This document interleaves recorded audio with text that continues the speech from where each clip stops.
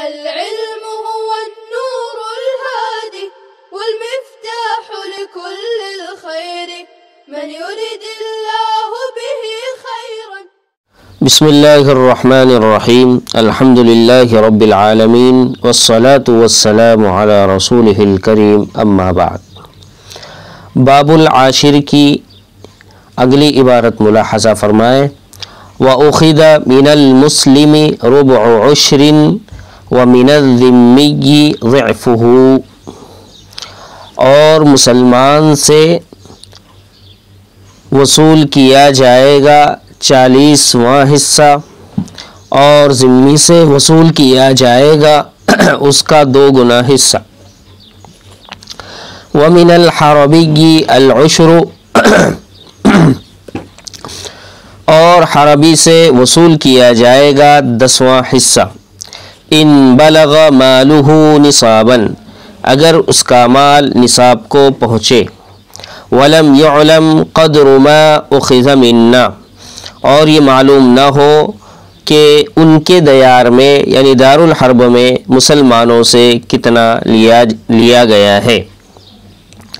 अयलम युअलम क़द्रु मा अख़ज़ मिन्ना अहलुल हर्बी, यानी ये पता नहीं है कि दारुल हर्ब में जाने वाले मुसलमान ताजिरों से हर्बी लोग कितना वसूल करते हैं। इदा मर्र ताजिरुना अलैहिम, जब हमारा ताजिर उनके दयार में उनके मुल्क में जाता है या वहाँ से गुज़रता है।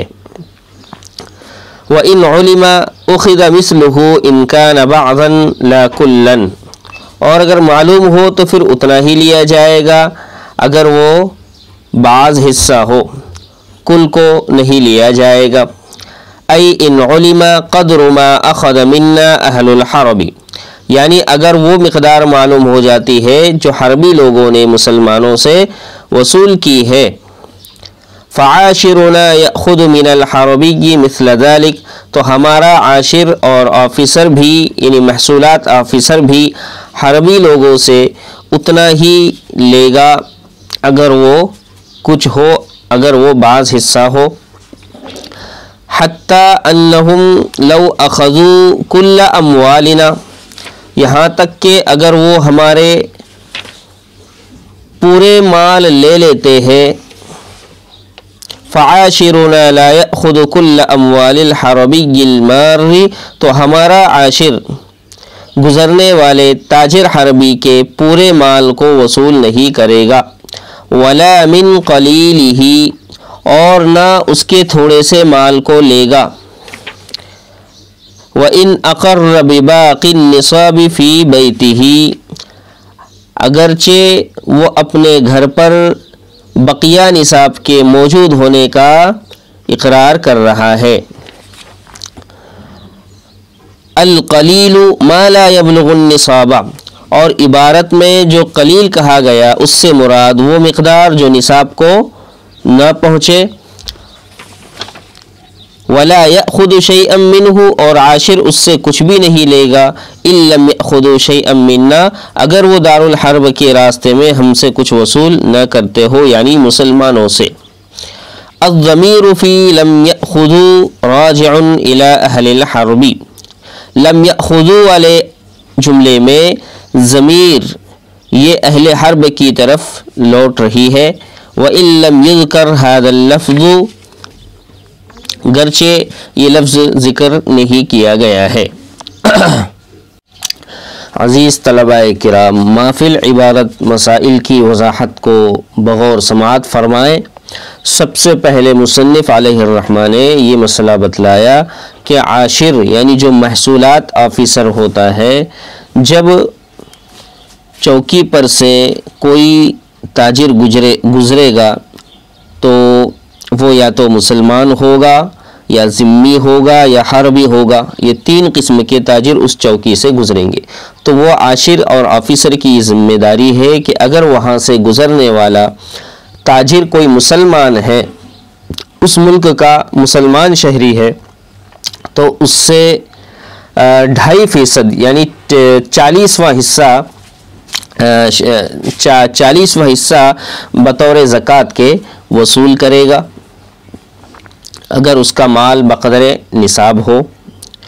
और दूसरी सूरत, उसी मुस्लिम मुल्क का मुस्लिम गवर्नमेंट में रहने वाला ज़िम्मी शख्स यानी गैर मुस्लिम शहरी, अगर वो वहाँ से तिजारत का सामान लेकर गुज़रता है चौकी से, तो ऑफिसर उससे 5% यानी 40 का 2 गुना हिस्सा जो 2.5% होता है, तो अब 2.5% का 2 गुना 5% होगा।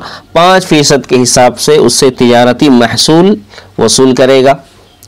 और तीसरा शख्स जो हमारे मुल्क का नहीं है, दारुल इस्लाम का नहीं बल्कि दारुल हर्ब का बाशिंदा है, लेकिन वो दारुल इस्लाम के रास्ते से चौकी से गुज़र रहा है सामान तिजारत लेकर, तो तिजारत का खुसूसी महसूल उससे 10% वसूल किया जाएगा।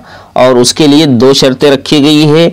एक शर्त ये कि उसका माल निसाब की मिकदार को पहुँचे, और दूसरी शर्त ये कि पता नहीं है कि वो मुस्लिम ताजिर से कितना वसूल करते हैं, यानी जब मुस्लिम मुल्क का ताजिर उनके मुल्क में जाता है तो वहाँ पर उससे कितना लिया जाता है ये पता नहीं है। तो इन 2 शर्तों के साथ निसाब को उसका माल पहुँचे और मुस्लिम ताजिर से कितना माल दारुल हर्ब वालों ने लिया ये पता नहीं है, इन 2 सूरतों में उससे 10% महसूल लिया जाएगा।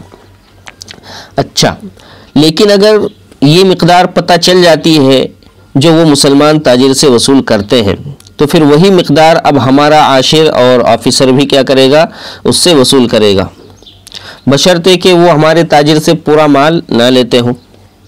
क्योंकि अगर मुसलमान ताजिर का पूरा माल दारुल हर्ब में हड़प लिया गया तो फिर हमारा जो आशिर और महसूलाती ऑफिसर है वो उनके गुजरने वाले शहरी से पूरा माल वसूल नहीं करेगा, इसलिए कि जज़ाउ सय्यअतिन सय्यअतुम मिस्लुहा पर यहाँ अमल नहीं होगा, बल्कि उसके साथ एहसान और हुस्न सलूक का मुआमला किया जाएगा और उनको ये तअस्सुर देने की कोशिश की जाएगी कि गर्चे तुमने अहले इस्लाम पर जुल्म किया उनके मुसलमान होने की वजह से, लेकिन हम इंसानियत को चाहते हैं, इंसानियत के नाते हम तुमसे पूरा माल वसूल नहीं करेंगे।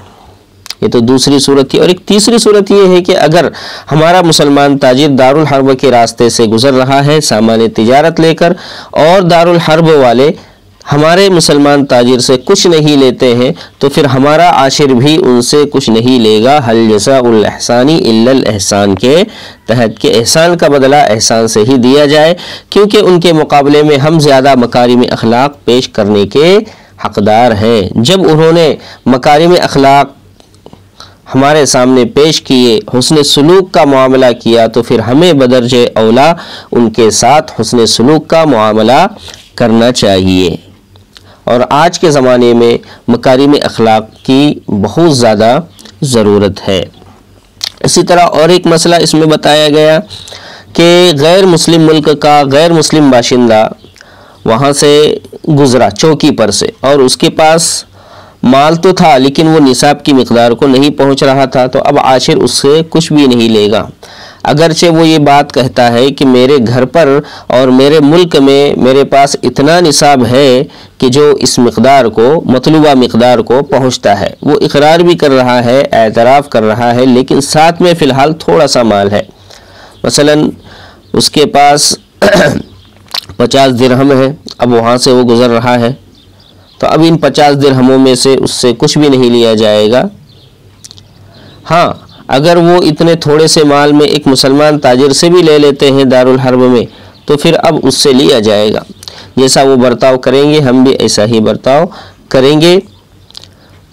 ये रिवायत तो जामिअ सगीर की रिवायत है, लेकिन मबसूत में ये लिखा है कि न लिया जाए तो ही बेहतर है, क्योंकि निसाब से कम लेना ये क्या है, जुल्म की शक्ल है। तो जुल्म की हर शक्ल से मुसलमानों को और मुसलमान आशिरों को बचने की कोशिश करना चाहिए।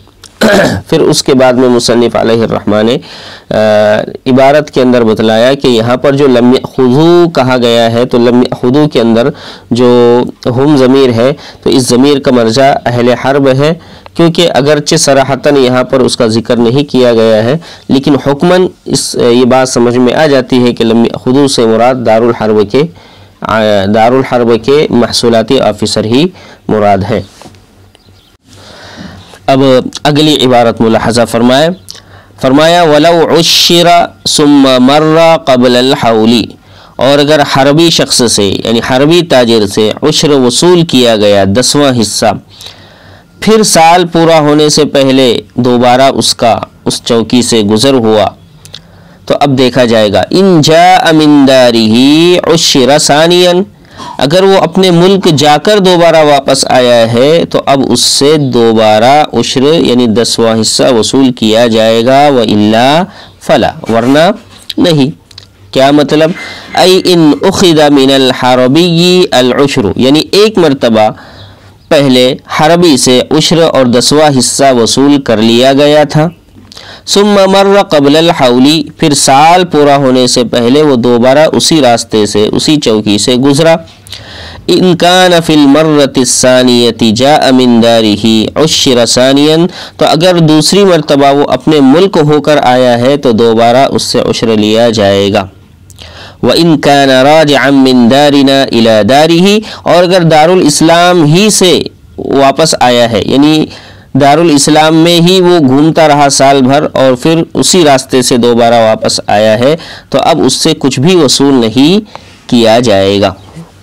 मसला बिल्कुल वाज़ेह है कि एक हरबी शख्स जो ताजिर है वो वीज़ा लेकर अमान लेकर दारुल इस्लाम में दाखिल होता है, उसको ये बात बतला दी जाती है कि अगर वो यहाँ साल भर रहता है तो फिर उस पर जिज़िया और टैक्स बांध दिया जाएगा और तो यहीं का शुमार होगा, दारुल हर्ब नहीं जा पाएगा।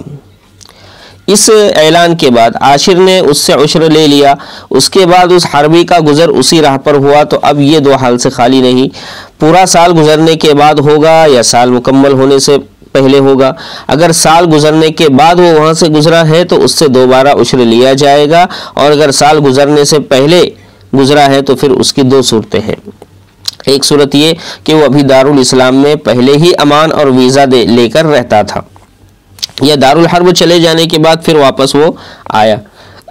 अगर दारुल इस्लाम में अमान और वीज़ा लेकर वो पहले से रह रहा था और जा बजा शहरों की आमद व रफ्त में उसका वक्त गुजरा, साल गुजरा, दोबारा उसी आशिर के नाके पर से उसका गुज़र हुआ, तो अब उससे दोबारा उश्र नहीं लिया जाएगा, इसलिए कि हर मर्तबा अगर उश्र लिया जाता है तो गोया कि एक ताजिर शख्स का माल ये जड़ से ख़त्म हो जाता है और इस तरह से ये जुल्म की शक्ल भी हो सकती है। इस वास्ते अब उससे माल नहीं लिया जाएगा। और दूसरी सूरत ये कि दारुल हर्ब जाने के बाद फिर वापस लौट कर आया है तो उससे दोबारा उश्र वसूल किया जाएगा, क्योंकि जो कुछ उससे लिया जा रहा है ये हिफाजत अमान का इवज़ है, यानी हमने जो उसकी हिफाजत का वादा कर रखा है, उसको अमान दे रखी है, ये उसका बदला और इवज़ है। जब पहली मर्तबा अमान लेकर आया था तो उसकी हिफाजत की गई, उसका बदला उससे वसूल किया गया।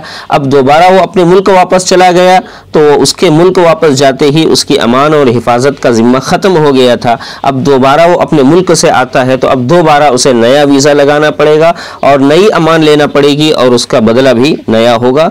ये ऐसा ही है जैसे कोई शख्स वीज़ा निकालता है सऊदी का और साल में एक मरतबा जाकर आ जाता है, और जब दूसरी मरतबा उसे फिर दोबारा सऊदी जाना होता है या हरमैन शरीफैन जाना होता है तो दोबारा वीज़ा लगाने के लिए उसे बदला और इवज़ देना होता है। ऐसे ही यहाँ पर भी होगा, जब दोबारा वो दारुल हर्ब से वापस आएगा तो फिर उससे उश्र भी दोबारा वसूल किया जाएगा,